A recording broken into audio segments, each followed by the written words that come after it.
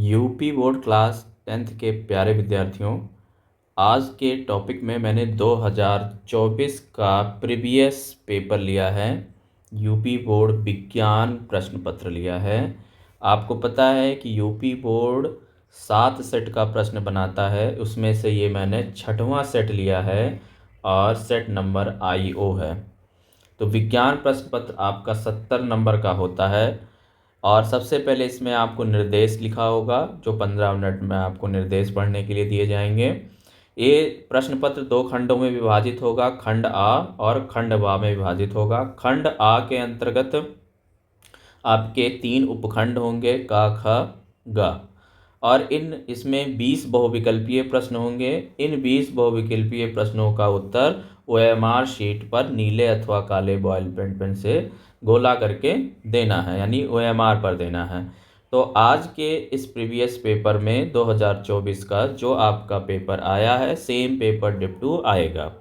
तो इसमें सिर्फ हम बहुविकल्पीय प्रश्न आज आपको बता रहे हैं कि ये सारे बहुविकल्पीय प्रश्न आपके इम्पोर्टेंट है। अगर आप 7 सेट के सारे बहुविकल्पीय प्रश्न कर लेंगे तो उसमें से आपके सभी प्रश्न रिपीट हो जाएंगे, और इसके अलावा हम मॉडल पेपर भी आपको करवाएंगे। तो 2024 का जो ये पेपर है, इसमें प्रश्न संख्या पहला है, निम्न में से कौन सा लेंस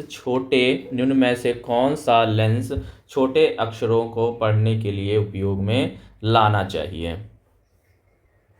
निम्न में से कौन सा लेंस छोटे अक्षरों को पढ़ने के लिए उपयोग में लाना चाहिए। तो ऑप्शन है 20 सेंटीमीटर फोकस दूरी वाला उत्तल लेंस, 10 सेंटीमीटर फोकस दूरी वाला उत्तल लेंस। देखिए, छोटे अक्षरों को पढ़ने के लिए हम लोग उत्तल लेंस का ही इस्तेमाल करेंगे। उत्तल लेंस क्या होता है? मैग्नीफाइंग ग्लास होता है।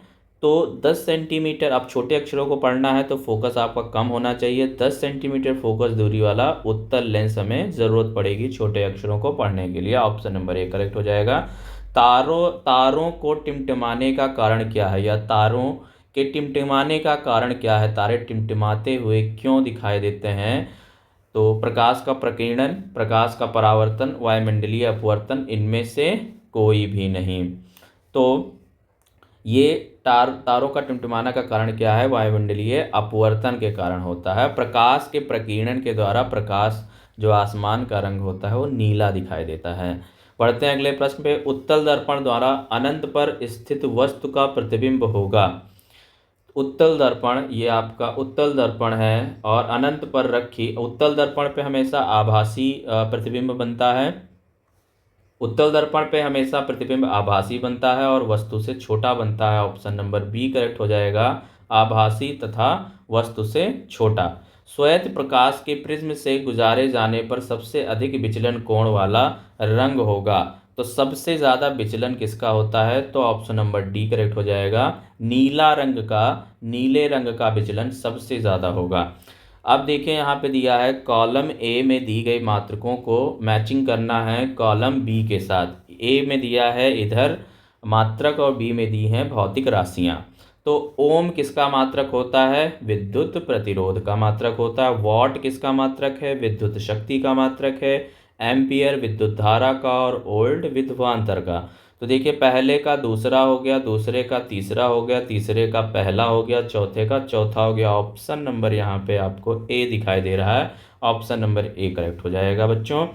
यहाँ पे देखिए न्यूमेरिकल आया है प्रश्न संख्या, तो न्यूमेरिकल पूछ रहा है प्रश्न संख्या 6, R और 2R प्रतिरोध के 2 तारों को पहले श्रेणी क्रम तथा बाद में समांतर क्रम में जोड़ा जाता है। यदि दोनों दशाओं में कुल प्रतिरोध R1 और R2 हो तो R1/R2 का मान होगा। तो देखिए, श्रेणी क्रम में प्रतिरोध को जोड़ने का फॉर्मूला क्या होता है? सीरीज में, तो सीरीज में इन्होंने R1 बोला है, तो सीरीज में R1 दोनों प्रतिरोध जुड़ जाएंगे। R प्लस का 2R कितना हो गया बच्चों? 3R हो गया।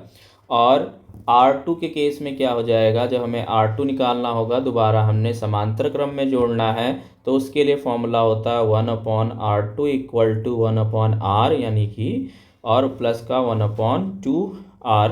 इसको हम सॉल्व करेंगे तो ये वैल्यू कितनी हो जाएगी? यहाँ पे 2R एलसीएम हो जाएगा, तो ये हो गया 2 प्लस का 1 यानी 3/2R।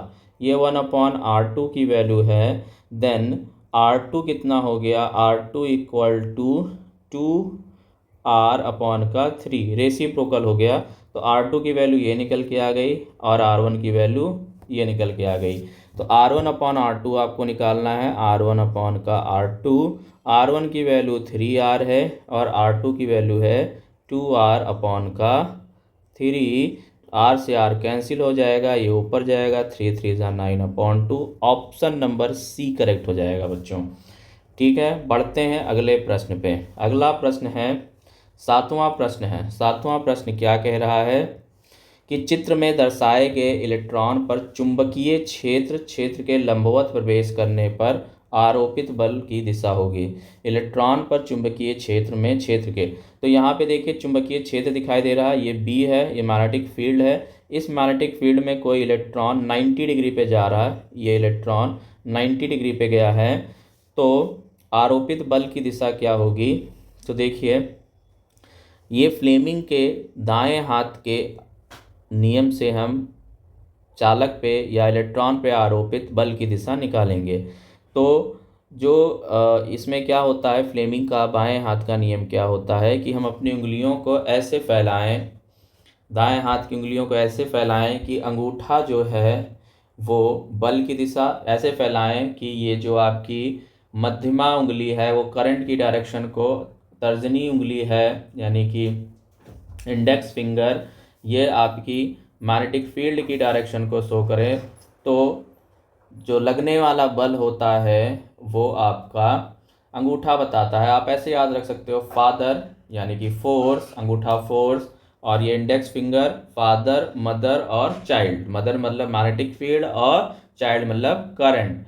तो अगर यही हम लगाएंगे यहाँ पे तो हमें जो ऑप्शन मिलेगा वो इसका होगा कागज तल के लंबवत ऊपर की ओर। ऑप्शन नंबर डी करेक्ट हो जाएगा। चुंबकीय क्षेत्र को इधर, करंट को इधर लगा, तो हमें फोर्स कैसा मिला, फोर्स हमें बाहर की ओर मिला। ऑप्शन नंबर डी करेक्ट हो जाएगा बिल्कुल।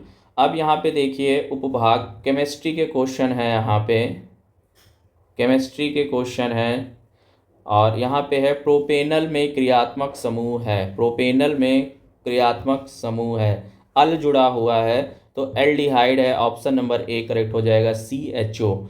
CHO है बिल्कुल। उदासीन घोल का pH मान कितना होता है, तो 7 होता है। निम्नलिखित में कीटोन कौन है, तो ऑप्शन नंबर सी करेक्ट हो जाएगा, प्रोपेनोन। कीटोन में क्या जुड़ता है, नोन जुड़ता है, तो नोन कौन आ रहा है, सी में।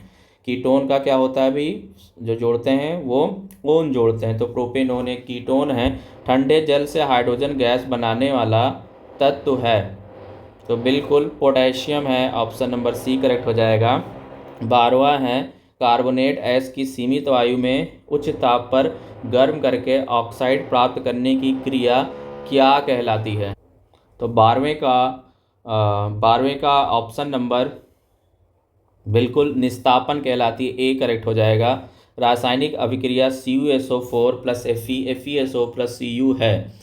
तो यहाँ पे देखिए आयरन क्या कर रहा है, कॉपर को विस्थापित कर रहा है, डिस्प्लेसमेंट कर रहा है इसका यहाँ पे। तो यहाँ पे कौन सी रिएक्शन है, डिस्प्लेसमेंट रिएक्शन है। ऑप्शन नंबर बी करेक्ट हो जाएगा। यहाँ पे देख पा रहे होंगे कि आयरन जो है वो कॉपर को डिस्प्लेस करके आयरन सल्फेट बना ले रहा है, तो डिस्प्लेसमेंट रिएक्शन है। सुपोषी पोषण के लिए आवश्यक है, तो क्या है, सुपोषी पोषण के लिए कार्बन डाइऑक्साइड एवं जल, सूर्य का प्रकाश, क्लोरोफिल, ये सभी आवश्यक है। ऑप्शन नंबर डी करेक्ट हो जाएगा। निम्नलिखित में से कौन सा पादप हार्मोन्स है, कौन सा पादप हार्मोन्स है, तो साइटोकाइनिन पादप हार्मोन्स है। परागकोश में क्या होता है, तो परागकोश में परागकण होता है। 17वां है पुनरुद्भवन और पुनर्जनन द्वारा प्रजनन होता है।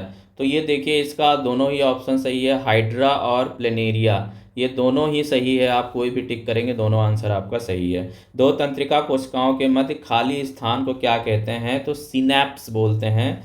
19वां प्रश्न है निम्न में से कौन एक पारतंत्र में उत्पादक का उदाहरण है। उत्पादक का उदाहरण है हरे पौधे। ऑप्शन नंबर सी करेक्ट हो जाएगा। मेंडल ने अपने प्रयोग में मटर के पौधे के किन लक्षणों का अध्ययन किया था, तो गोल झुर्रीदार बीज, लंबे बौने, सफ़ेद बैंगनी फूल, इन सभी का अध्ययन किया था। बिल्कुल ऑप्शन नंबर डी करेक्ट हो जाएगा।